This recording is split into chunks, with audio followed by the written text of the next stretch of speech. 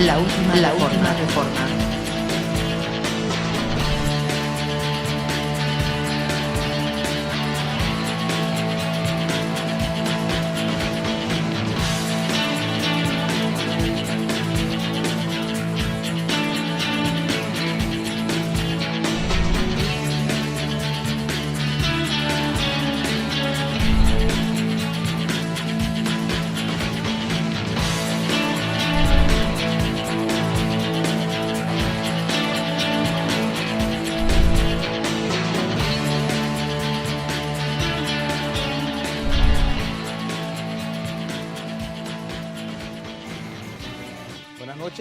Estimada teleaudiencia, le damos una vez más la bienvenida a este su programa de todos los miércoles, La Última Reforma. Sabemos que de por sí los temas que acá planteamos son bastante difíciles de entender porque generan tópicos que son no muy usados en el sistema religioso.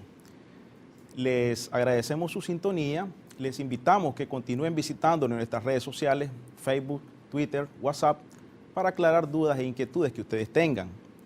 El tema de esta noche es indicio de perdición y lo encontramos en Filipenses 1:28. Nos acompañan como de costumbre el licenciado Rodolfo Caldera Mejía, Saúl Emilio Chávez, nuestro hermano Rodney Centeno Fuentes, su servidor Robert Arias Campos. Como de costumbre hacemos una breve pausa, le pedimos que no se retire, enseguida regresamos.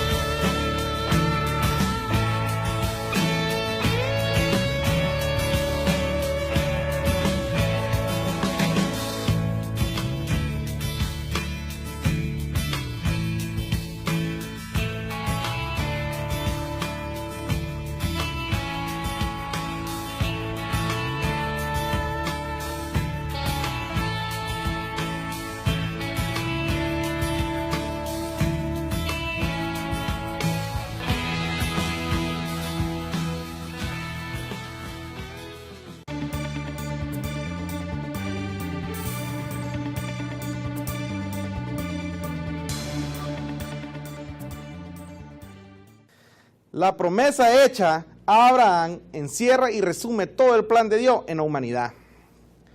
Tanto para revertir el pecado de Adán, que encerró toda la creación, como para darle fin a otro acuerdo.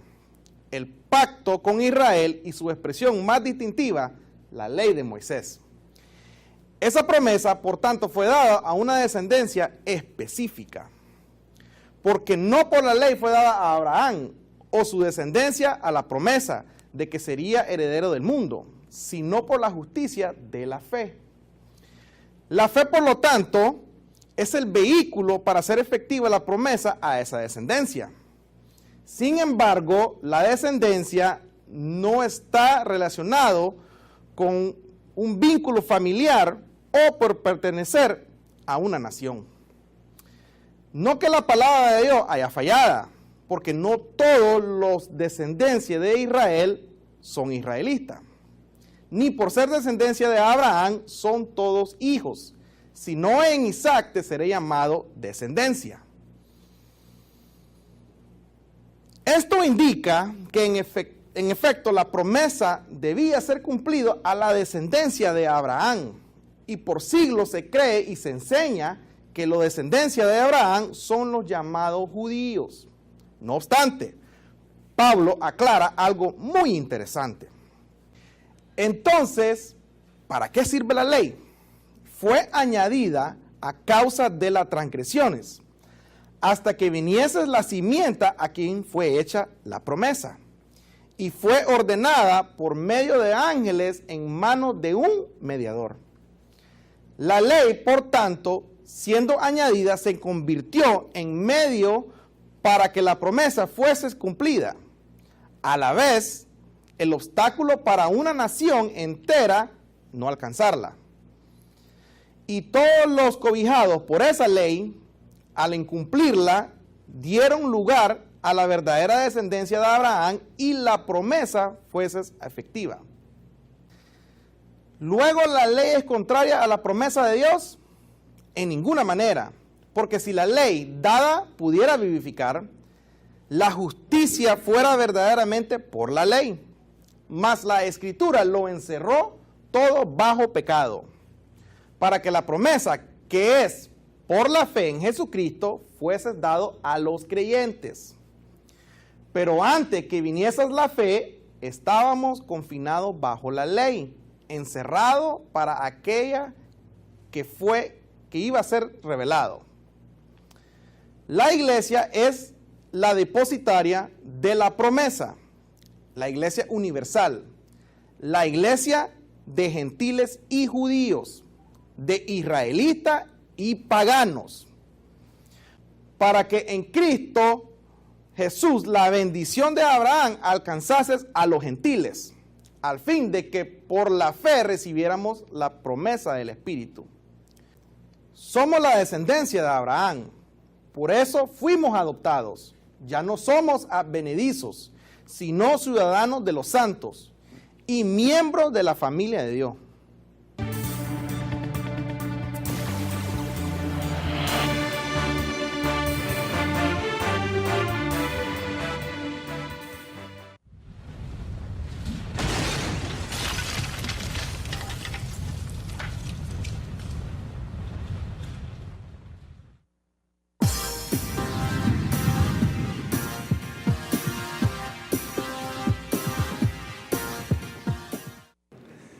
Bien, estamos aquí de regreso en tu programa La Última Reforma. Les habla Rodolfo Caldera Mejía y siempre me acompaña mi amigo y hermano Saúl Emilio Chávez. Muy contentos, como todos los miércoles, de poder asistirles, de poder compartir un nuevo tema, un nuevo enfoque. No nos cansamos de insistir en el hecho de que este programa lleva como objetivo final generar una reflexión sobre la base de lo que le fue revelado al apóstol Pablo. Obviamente, los temas que abordamos, por su propia naturaleza, no dejan de generar polémica. Sin embargo, es el resultado final de lo que se plantea, no el objetivo como tal de lo que estamos nosotros aquí compartiendo. Lo que buscamos es que los que somos creyentes, los que nos consideramos cristianos, hagamos una reflexión sana, objetiva, de lo que se le fue revelado al apóstol Pablo y por qué el apóstol Pablo fue enfático en determinados temas y en determinadas posiciones. De tal manera que más allá de tus propias concepciones, pues lastimosamente podamos no coincidir. Sin embargo, yo creo que en definitiva el programa y lo que abordamos como tal es un punto de partida para esa reflexión. Muchos nos escriben a través de las redes sociales. Hemos dispuesto todos los miércoles a ustedes el correo electrónico laultimareforma@gmail.com, de que nos busquen en Facebook también como La Última Reforma, en Twitter, y también que lo hagan en YouTube. Ahí tenemos un canal donde subimos cada uno de los programas que tenemos acá y otros videos que preparamos para la instrucción de todos aquellos que nos asisten todos los miércoles, porque sabemos que hay una audiencia muy cautiva sobre este programa. Incluso nos hemos dado cuenta de que hay muchos líderes que ocupan algunos aspectos de los temas que abordamos acá para poderlos compartir en sus congregaciones, y eso pues nos hace sentir cómodos, porque en definitiva el Evangelio de Pablo hay que aprovecharlo. Esta semana tuve la oportunidad de hablar con Virginia López. Me imagino que ella nos está sintonizando ahora. Un saludo para ella. Gracias por haberse comunicado con nosotros, habernos escrito. También lo estoy haciendo con una joven pareja, con Claudia González y su esposo Santo Osmar Mendoza. Un saludo también para ellos. En la breve pausa que hicimos en la introducción, Rodney Centeno nos compartía o nos hacía un resumen de lo que estuvimos planteando el miércoles anterior, Saúl. Y es lo que tiene que ver con el tema de la adopción. Este tema para nosotros es relevante porque pone de manifiesto el sentido de pertenencia que la iglesia tiene desde el punto de vista de Dios. Y cómo en la iglesia Dios cumple todo el panorama que Él se indujo a sí mismo para llevarlo a cabo. De tal manera que es la iglesia, digamos, el resumen de todo lo que Dios quiso. Es el resumen de todo lo que Dios deseó. Y eso es muy importante que nosotros lo entendamos, porque finalizábamos el tema de la semana pasada precisamente haciendo la reflexión sobre cómo el cristianismo hoy, cómo los creyentes le dan tanto énfasis a un pueblo que lo determinan como el pueblo escogido de Dios, refiriéndose al pueblo israelita, refiriéndose al pueblo judío. Incluso ahorita está en el tapete, como casi lo está muchas veces desde el punto de vista político, por la llegada a Estados Unidos de Donald Trump y cómo él de una manera indirecta se está volviendo protector de una nación guerrerista, de una nación exclusivista, excluyente. Los videos que abundan en las redes sociales nos pueden decir del tipo de personalidad que tienen y cómo discriminan a otros pueblos. De hecho, los israelitas actuales, que no son israelitas puros, descendientes de la raza judía del Antiguo Testamento, ellos ni siquiera buscan nuevos adeptos, porque como ellos se consideran una nación especial, o sea, para ellos los demás son irrelevantes. Y nosotros como nicaragüenses, desde el punto de vista de ellos, también no tenemos ningún tipo de relevancia. Sin embargo, hay una carrera estrepitosa de los creyentes por poner de una manera especial a este pueblo, cuando la especialidad quien realmente lo tiene es la iglesia. Incluso uno de nuestros oyentes nos escribió en la semana y nos hacía una defensa que yo la considero un poco rudimentaria, porque nos decía de que no podíamos estar hablando en contra del pueblo de Israel, porque podíamos vernos reflejados en el espejo de un mandatario venezolano muy famoso, Hugo Chávez, que supuestamente maldijo a los israelitas y que por eso terminó en una deplorable situación los últimos días de su vida. Sin embargo, esas fueron, digamos, coincidencias. El hecho de que él haya caído en una enfermedad que cualquiera puede de nosotros caer, de ninguna manera debe estar relacionado con la posición que él tenía, políticamente hablando, sobre una nación que políticamente hablando también, aunque parezca una redundancia, es un pueblo que no respeta a las otras naciones. Yo creo que ya llegó el momento, hay que entenderlo, de que la iglesia asuma su rol, de que la iglesia asuma su papel, que la iglesia se defina como el pueblo, el real pueblo escogido de Dios. De hecho, el término adopción lo hemos estado tratándolo, Rodolfo, y hemos entendido de que es una palabra griega que induce a pensar muchas veces que el hecho de que somos hijos adoptivos por elección implica que somos hijos sin serlo realmente, pero esa connotación no es la correcta.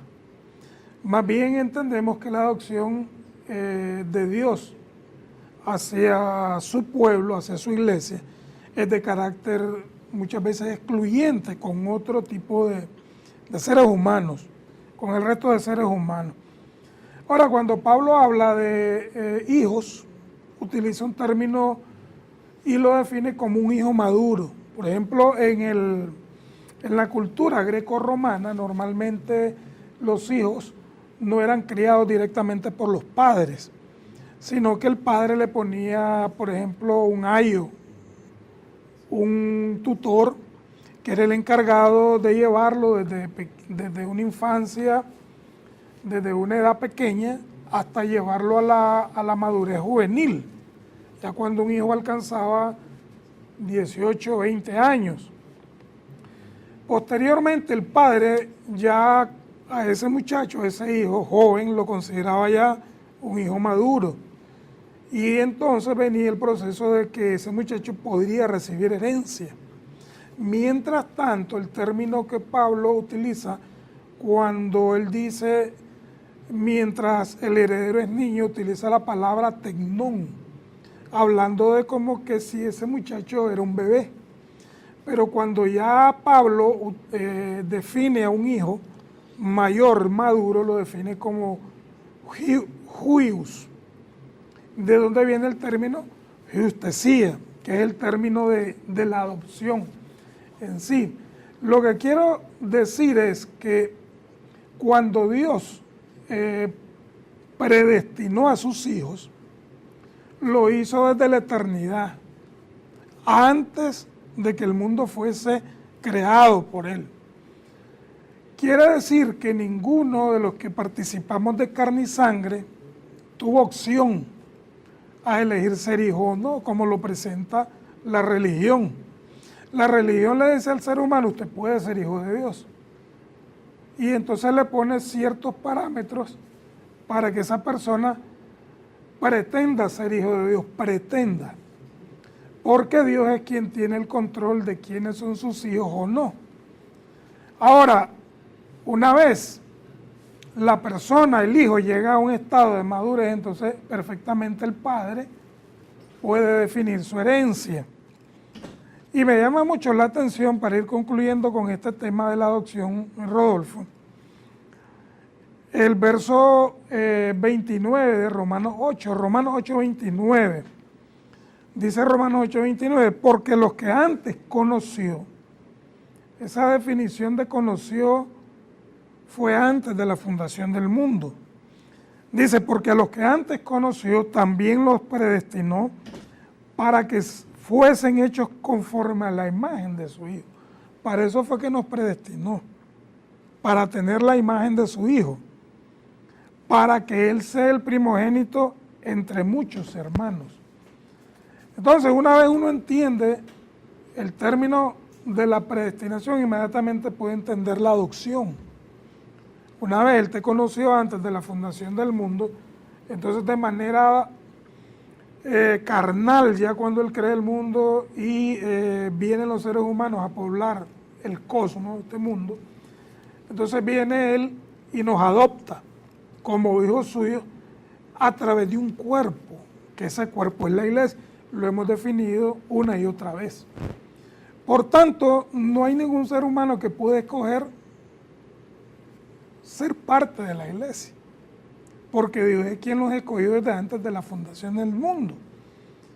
Entonces, la adopción presupone, que esto es algo importante, que no todos pertenecen a la familia de Dios, aunque con acciones traten de pertenecer a ellos. No hay manera como el hombre pueda, si no es Dios en esa vía direccional, escogiendo desde antes de la fundación del mundo al que iba a ser su hijo, para ser parte de la familia de la fe. En todo este proceso de elección de parte de Dios, no podemos olvidar de que lo define o lo que lo establece desde el punto de vista de Dios es la promesa. Y precisamente estuvimos también abordando eso o haciendo hincapié en eso la semana pasada. El punto es que sobre la base de la promesa hay una analogía que a mí me parece bien interesante para entender este asunto o terminar de entender este asunto del proceso de adopción, porque lo que queremos abordar hoy es lo que Pablo establece a los filipenses en el capítulo 1, versos 27 y 28, en el sentido de indicio de perdición, que ya lo vamos a ver. Pero la analogía que nosotros encontramos para tener bien clara la promesa es el asunto de que Dios le dice a Abraham, en tu descendencia serán benditas todas las naciones de la tierra. En el momento en que Dios le hace la promesa a Abraham, Abraham no tiene hijos. Entonces, para que se pudiese cumplir, entonces se tenía que cumplir también el proceso que implicara que él pudiera tener descendencia. Esto estaba enmarcado en el asunto de que él tuviera un hijo. Pero Abraham se adelanta aparentemente en ese mismo, digamos, proceso, y nace un hijo no deseado,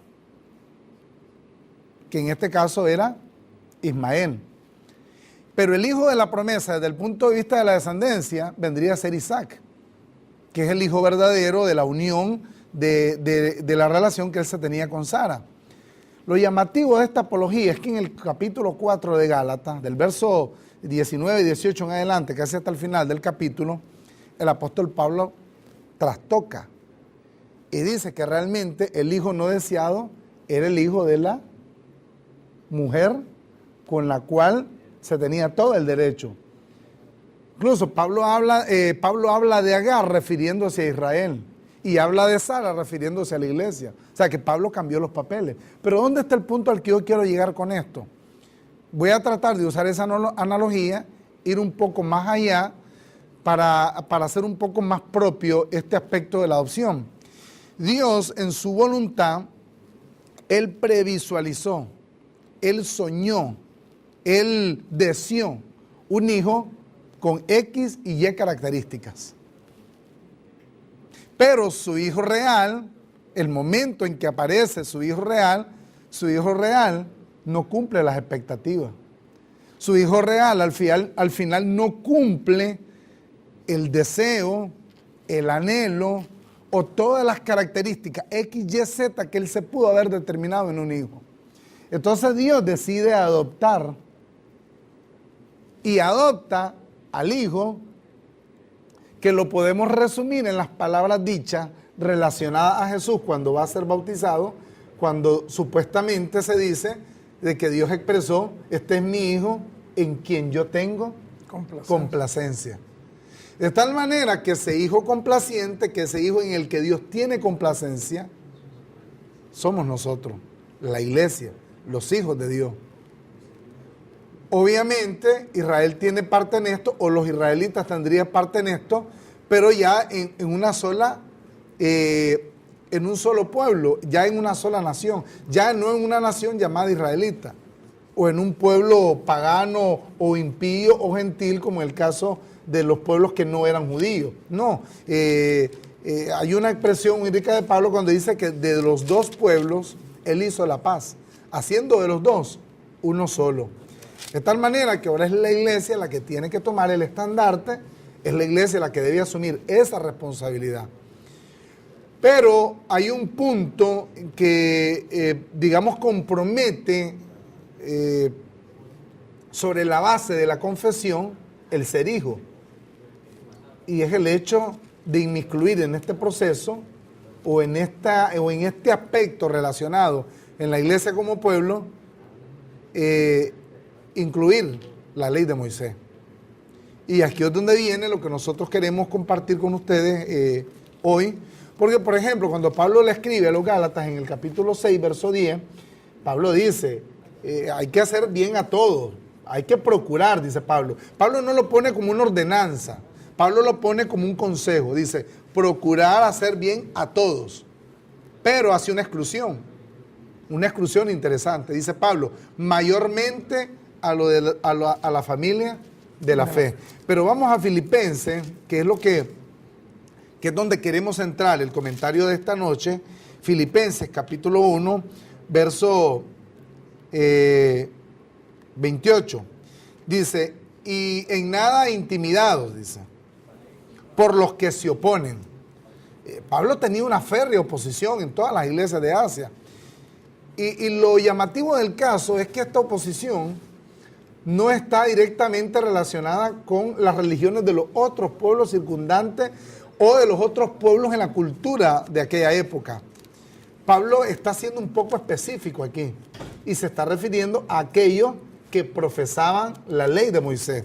Y dice Pablo entonces, y en nada intimidados por lo que se oponen, que para ellos ciertamente es indicio de perdición, más para vosotros de salvación. Esto dice Pablo, y esto de Dios. O sea que Dios está manejando los hilos de la historia. A Dios no se le sale de la manga algún aspecto a considerar de la historia humana que digamos, bueno, nos estamos saliendo del marco de la voluntad de Dios. De ninguna manera, ni hay algún ejercicio religioso que venga a poner esto en entredicho. Pero el punto es que Pablo dice que este evangelio, esto que le fue revelado a él, iba a generar una oposición, iba a haber una adversidad constante, porque para muchos este evangelio es indicio de perdición. Bueno, si en el tiempo de Pablo tuvo oposición, y no solo oposición, hubo persecución contra él por causa del Evangelio, en este tiempo es exactamente igual.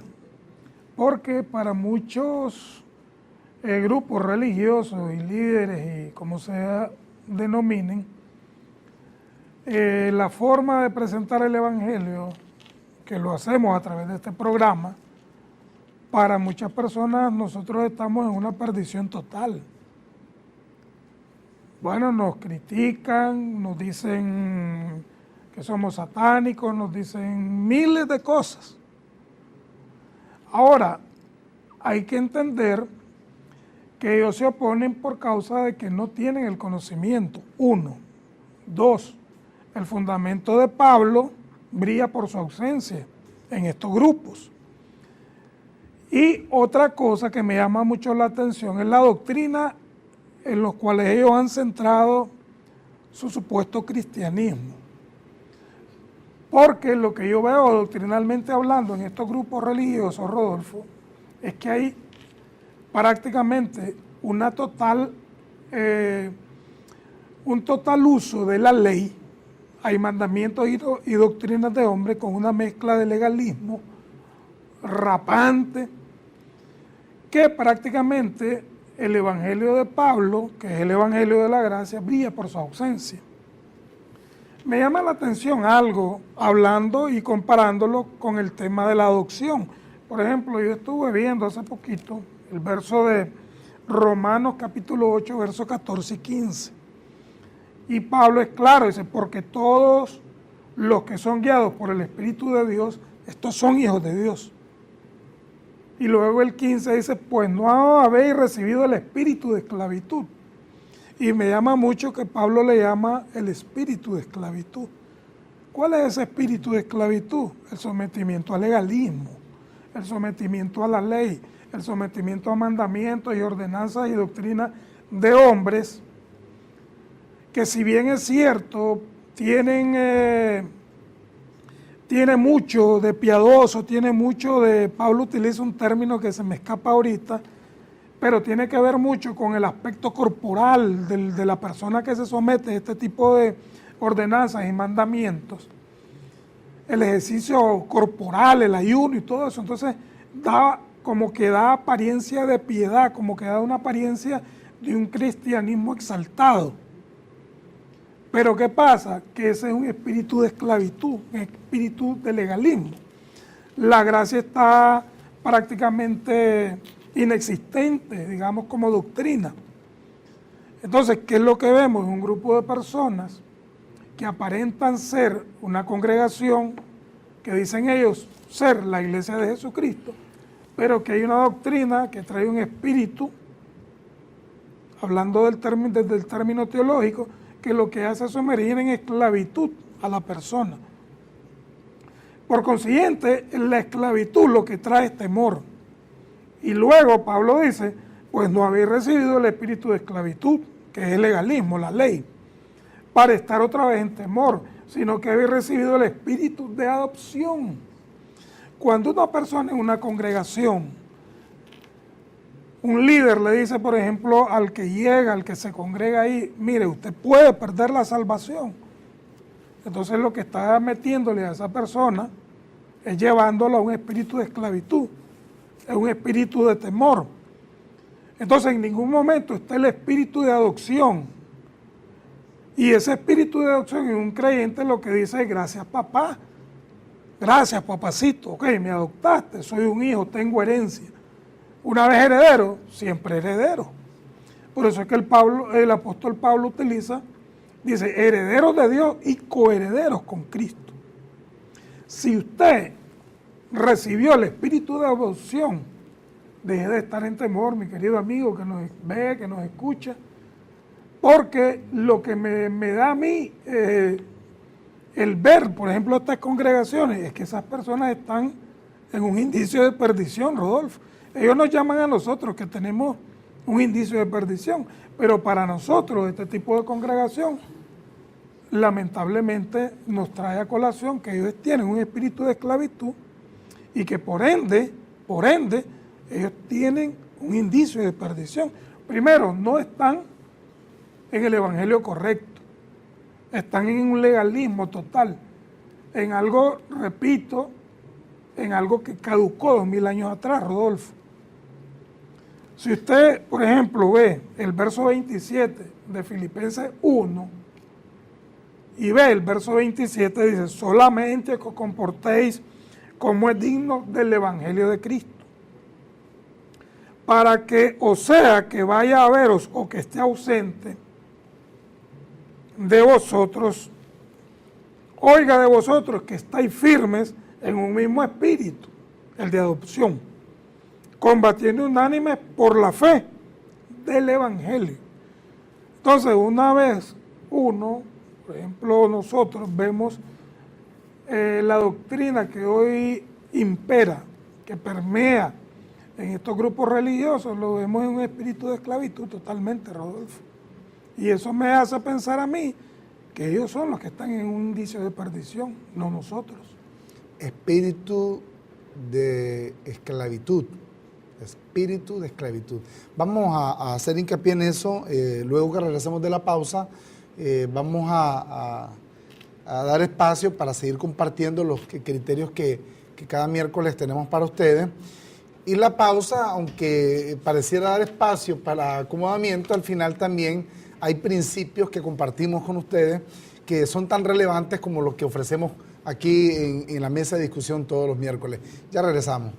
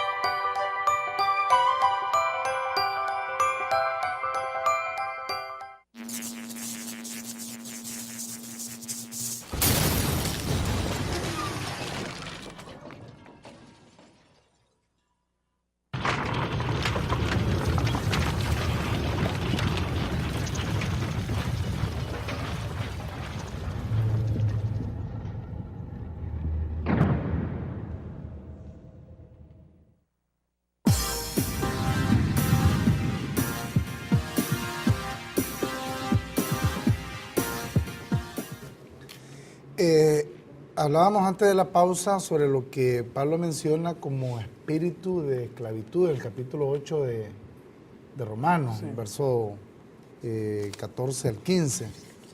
Y ese espíritu de esclavitud es el que impera. Se le llama cristianismo, pero no es cierto. Es una mezcla rara de judaísmo y cristianismo. Esta semana, por ejemplo, en las redes sociales, una persona probablemente católica, apostólica y romana, y digo esto porque realmente lo que ella comparte, lo que ella nos envía, es una pequeña como historieta donde aparece la discusión entre un pastor evangélico y un católico, reclamando de por qué se le llamaba solo católico, que por qué no se les decía católico, apostólico y romano.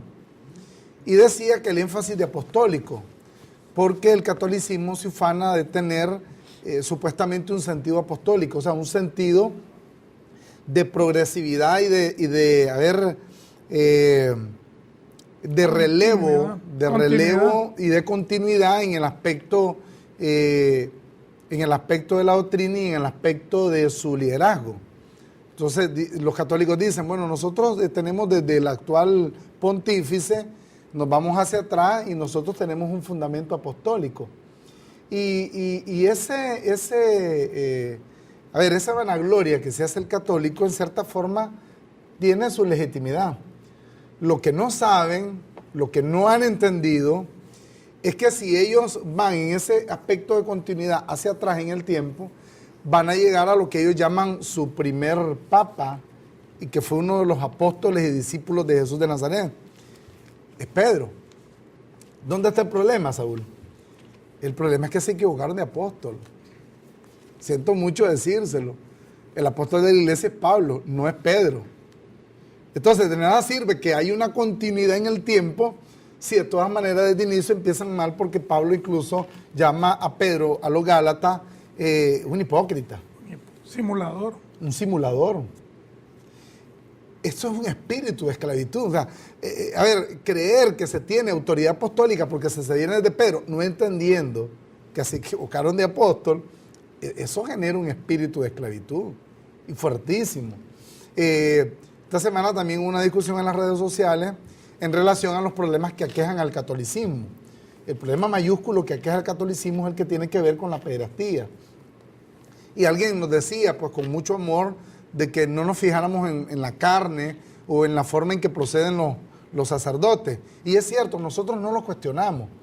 Al final de cuentas, lo que ellos llaman el celibato provoca en ellos una serie de reacciones que los llevan en un contraste hasta ese extremo. No estamos diciendo que lo que están haciendo también tiene justificación, pero sí en cierta forma. Pablo dice, por ejemplo, cuando le escribe a los Gálatas en el capítulo 2, verso 14, que todas las ordenanzas tienen apariencia de piedad, pero nada pueden contra los apetitos de la carne. Eso es un espíritu de esclavitud. O sea, creer que tu accionar, posiblemente piadoso o disque piadoso, te lleva una vida de espiritualidad, eso te lleva a un espíritu de esclavitud. Te están engañando. Porque Pablo dice que nada de lo que vos te propongas, nada desde el punto de vista religioso, puede nada contra los apetitos de la carne. Tú has estado luchando por años contra tus debilidades y no te has dado cuenta que la lucha que has llevado desde el punto de vista religioso ha sido un total fracaso. Alguien nos decía esta semana, yo he ido a una iglesia religiosa, una iglesia disque cristiana, he pasado tantísimos años en ella y yo siento que es el mismo círculo vicioso de siempre. Porque, ¿dónde está la complejidad en el asunto del liderazgo religioso actual? Que llaman a las congregaciones a un tipo de vida, a un esquema de vida que ellos mismos no son capaces de llevar.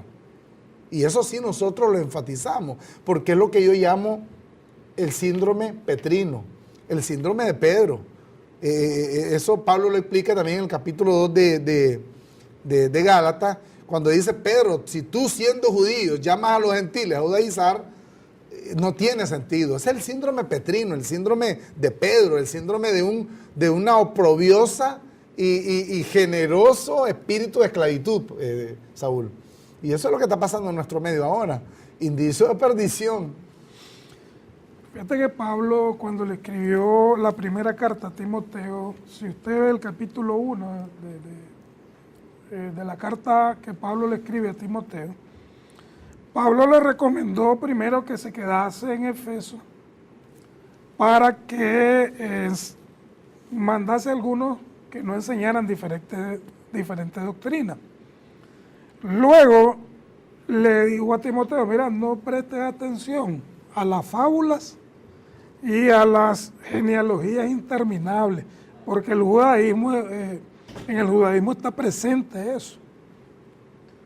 Ahora, luego le dijo lo siguiente, hay algo que debes de tener en mente, es que siempre mantener buena conciencia y fe no fingida. Entonces vos ves la contraparte, por ejemplo, de este mundo religioso, y lo primero que encontrás es una fe fingida. ¿Y cómo lo demuestran? Bueno, lo demuestran en sus ayunos, lo demuestran en sus vigilias, muchas veces hasta cargando unos bibliones en el seno aquí. Entre más grande la Biblia, mayor cristianismo expresan. Todo eso es fe fingida, y hay que decirlo claramente. Pero lo más perturbador, digamos, en estas congregaciones, es que hay aparentes doctores de la ley, quienes ponen los mandamientos, y son más legalistas que la propia ley. Entonces llega un momento en que ellos se consideran doctores de la ley sin entender ni lo que hablan ni lo que afirman. Y Pablo se lo dijo a Timoteo. Ahora, posiblemente haya quien use la ley legítimamente, pero hay que entender bien que la doctrina de ley, el legalismo, no es para la iglesia. Usted no puede mantener a un ser humano en base a mandamientos y ordenanzas de hombre, porque lo primero que un ser humano va a hacer, como ser humano, yo voy a tratar de violar ese mandamiento. Primero, porque tengo suficiente carne. Segundo, porque mi carne está viciada. Y tercero, que con mi carne, los designios de mi carne, no puedo servir a Dios. Entonces, ¿qué sucede? Fíjate bien.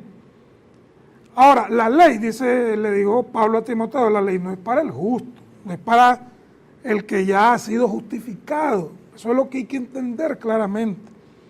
Que yo recibí justificación no por mi propia conducta, sino porque me lo imputó el que murió 2000 años en la cruz como el Cordero, me lo imputó, su justicia me la dio para yo poder presentarme a Él justo delante de Él, no por las buenas obras o por lo bien portado que yo pueda hacer. No, si carne tengo para portarme pésimo. Bien, ahora, lo bueno es el verso 10, que es importantísimo, hacerlo ver y leérselo a los creyentes. Dice Timoteo 1:10, dice, pero sabemos que la ley es buena si se usa legítimamente, pero la ley es para los fornicarios, para los sodomitas, para los secuestradores, para los mentirosos y perjuros, y para cuanto se oponga a la sana doctrina. Hay personas que en este momento pueden estarnos viendo y están oponiéndose. Eso es falso, son hijos del diablo, esto, lo otro.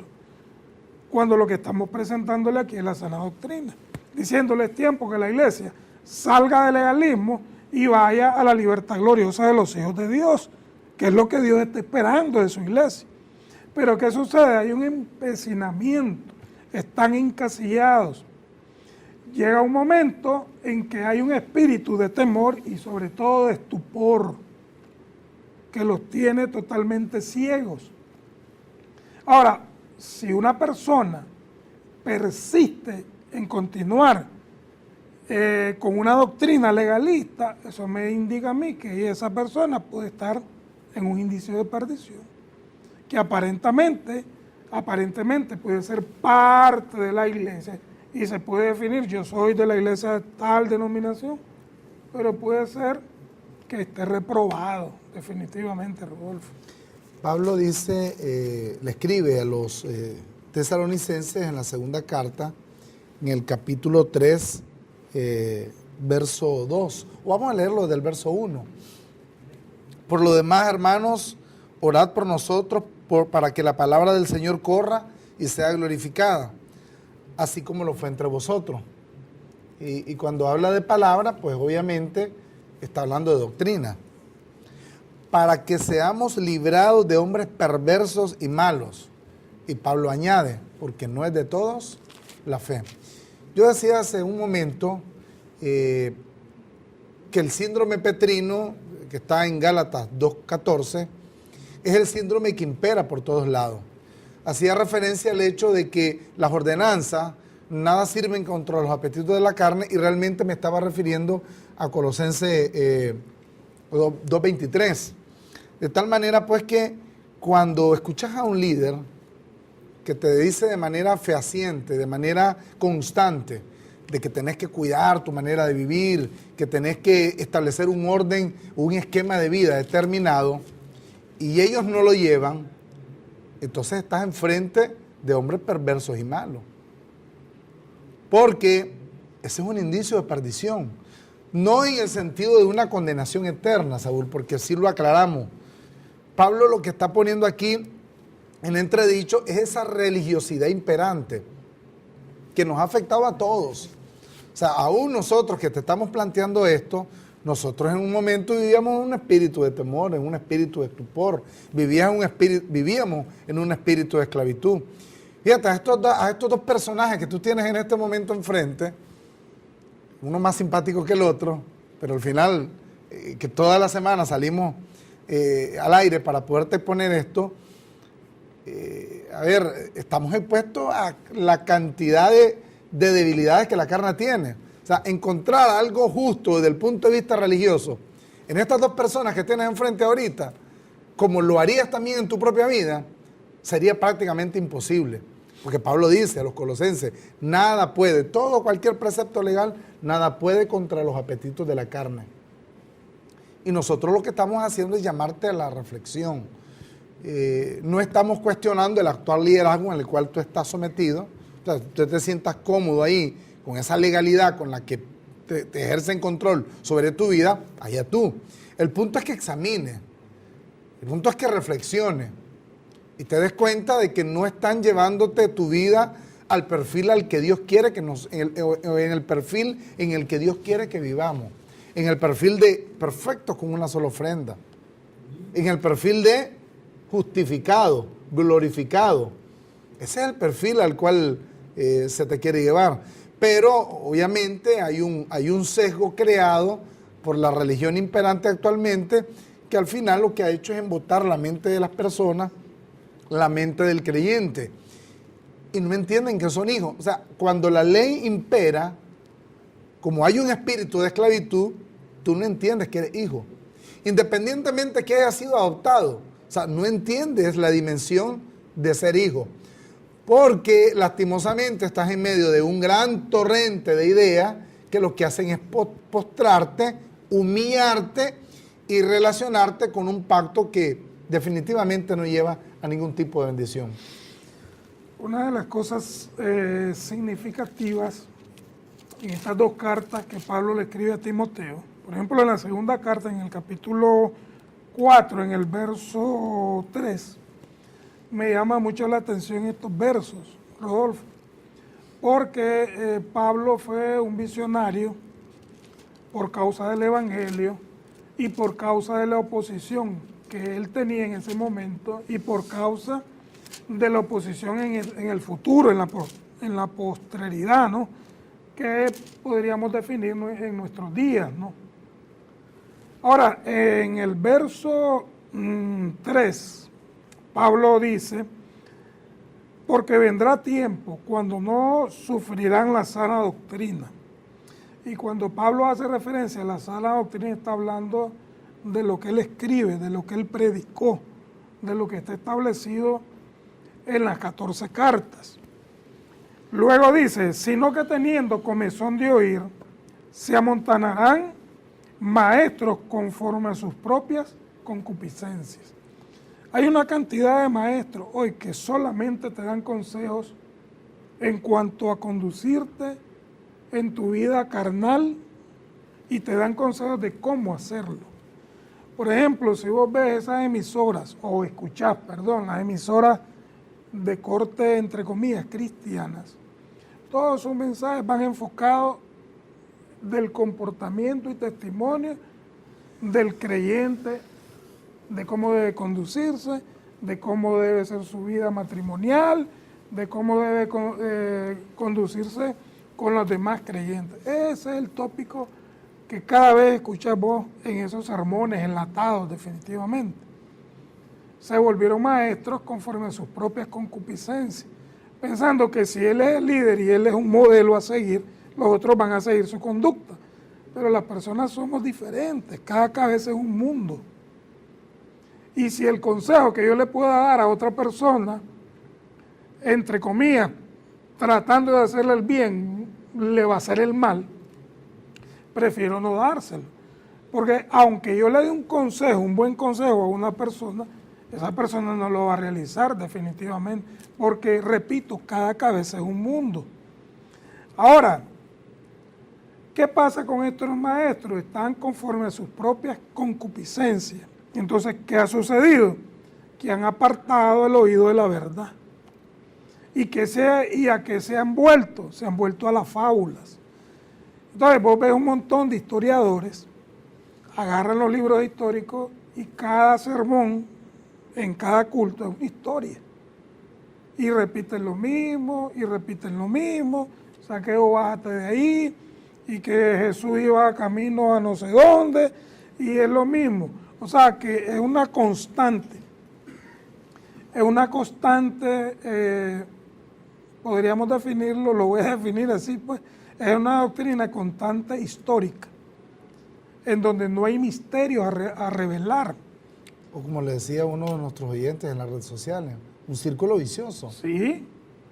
Por ejemplo, yo estuve en el legalismo evangélico por años y oí lo mismo. O sea, una vez quise alcanzar la madurez y no pude porque no había misterios que me hicieran llegar a esa madurez. Y cuando Pablo, por ejemplo, le habla a los corintios, él habla que los administradores, si hay administradores de los misterios de Dios, que estos administradores se han hallado fieles en los misterios. Pero ¿qué pasa? Que hoy en día, por ejemplo, estos pastores, estas personas que tienen a cargo una congregación, solamente historias y se vuelven fábulas. No hay un contenido para madurez, no hay, es leche la que dan, no es alimento sólido. Por consiguiente, han apartado el oído de la verdad y se han vuelto a las fábulas. Entonces, ¿qué sucede?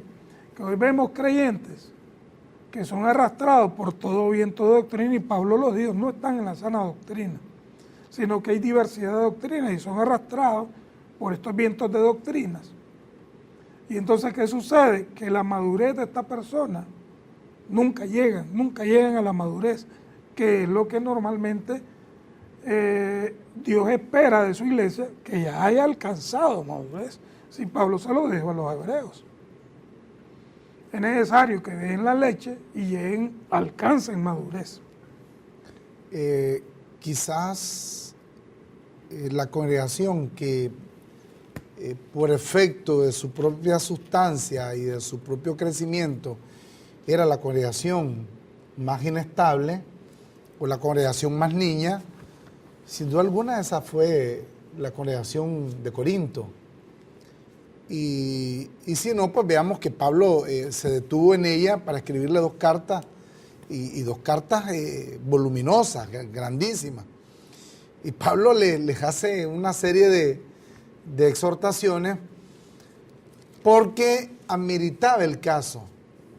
Pudiéramos decir que ese es el contexto en el que nos encontramos hoy con la iglesia actualmente. Pablo, al final de la segunda carta a los Corintios, capítulo 13, versículo 5, Pablo les exhorta a los corintios: examinaos a vosotros mismos si estáis en la fe. O sea, hay que examinarse si estamos en la fe. Probaos a vosotros mismos, les exhorta Pablo. ¿O no os conocéis a vosotros mismos que Jesucristo esté en vosotros, a menos que estéis reprobados? El espíritu de esclavitud te da una sensación de estar reprobado. Tú vas a una congregación religiosa todos los domingos, todos los días, y nunca te llenas. O sea, siempre sentí que algo hiciste en esa semana que amerita estar compungido, que amerita arrepentimiento, que amerita reconciliación. Y bueno, todos los días estás en ese ímpetu constante de pedirle perdón a Dios. O de decir incluso públicamente, con perdón de quienes nos pueden estar viendo o sintonizando a esta hora, y gritar a todo pulmón: por mi culpa, por mi culpa, por mi grandísima culpa. O sea, los hijos de Dios, la iglesia hoy, tienen la sensación de estar reprobados por culpa de este espíritu de esclavitud que ha estado imperando en nuestro medio a causa de hombres perversos y malos, como lo dice Pablo acertadamente a los tesalonicenses en la segunda carta, capítulo 3, versículo 2.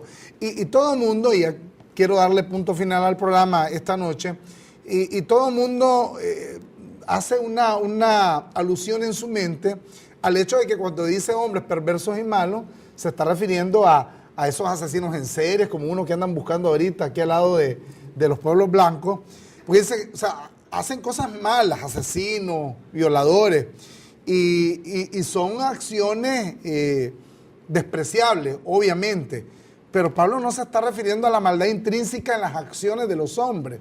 Pablo se está refiriendo a otro tipo de maldad. Es la maldad de aquellos que no te matan físicamente, pero que te matan todos los días haciéndote sentir culpable, que matan ese espíritu que tú tienes adentro, o digamos, matan ese sentimiento de saber que tienes el Espíritu de Dios adentro, que te matan todos los días diciéndote que eres un trapo de inmundicia, diciéndote que eres pecador, diciéndote que estás reprobado delante de Dios, que tienes que caminar kilómetros de rodillas para que Dios pueda perdonarte. Ese tipo de maldades a la que Pablo está haciendo alusión. Una maldad de gente que te lleva a vivir un estilo de vida que ellos no son capaces de llevar. Ellos te dicen, mire, usted tiene que llevar una vida proba delante de Dios. Usted tiene que ser un hombre que tiene que portarse de esta forma. Usted tiene que ser una mujer que tiene que portarse de esta forma. Si usted se sale de ese marco, está mal delante de Dios. Y ellos son unos hipócritas. Esos son hombres perversos y malos de los que habla el apóstol Pablo. Y nosotros queremos hacer un llamado de atención, a llamarte a la reflexión. ¿Estás en la fe? Examínate, ¿estás en la fe? Porque creer que estás perdido y de que hay un infierno latente esperándote allí, si tienes un espíritu de temor, como Pablo lo dice, entonces te han estado matando todos los días, gota a gota, momento a momento. ¿Y por causa de qué? De hombres perversos y malos que no te han dicho las cosas de la manera correcta, que no han estado en el fundamento apostólico, en el fundamento del apóstol Pablo. Y es una pena porque, bueno, no fuimos llamados a eso. Fuimos llamados a una vida de bendición, Saúl. Fuimos llamados a una vida de plenitud, una vida de libertad. La gente le tiene miedo a la libertad. Hay mucha gente que nos escribe y dice, ustedes no pueden decir que la salvación ya es un acto consumado, porque entonces la gente va a empezar a actuar de una manera inapropiada. No, tú tienes que entender que fuiste llamado a libertad.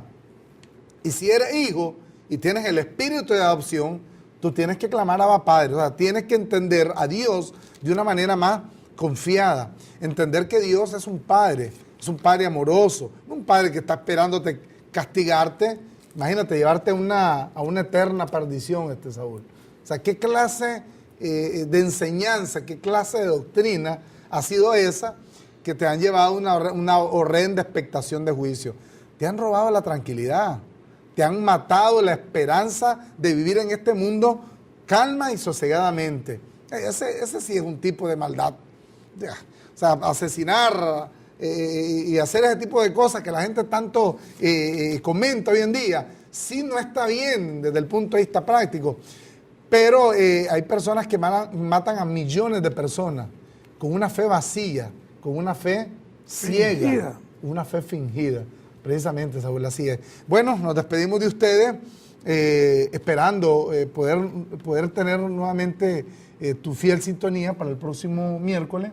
No olviden estar pendientes de las redes sociales, escribirnos al correo electrónico laultimareforma@gmail.com, de buscarnos en Facebook como La Última Reforma, en YouTube o en Twitter.